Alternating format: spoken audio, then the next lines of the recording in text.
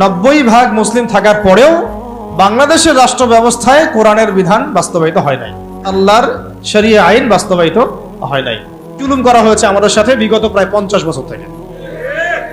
তাই নামকা ওয়াস্তে শুধু মুসলিম রাষ্ট্র না, আমরা চাই একটা পরিপূর্ণ ইসলামী রাষ্ট্র। কথা হবে একটাই, যে জমিন আল্লাহর, বিধান চলবে। এই জমিন কার? এই জমিন আল্লাহর।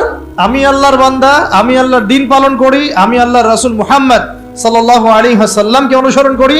এই জমিনে মুসলিমদের মধ্যে শরিয়া চলবে, বিধান চলবে কার? আল্লাহর। সোজা কথা।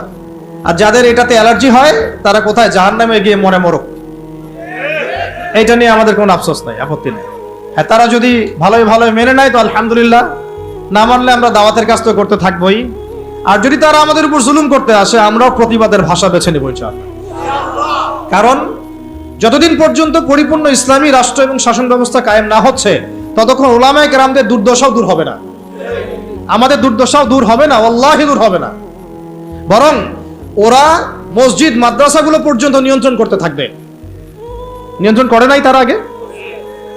এমনকি জুমার খুতবায় চিঠি পাঠায় দেওয়া হতো যে এই যে এই বিষয়ে আলোচনা করবেন, বাকি ডানে বামে যেন কথা না যায়। প্রত্যেকটা মসজিদে ডিজিএফআই বসে থাকতো, এনএসআই বসে থাকতো, ডিবির লোকজন বসে থাকতো। হয়তো এখনো থাকে, কিন্তু অত সাহসী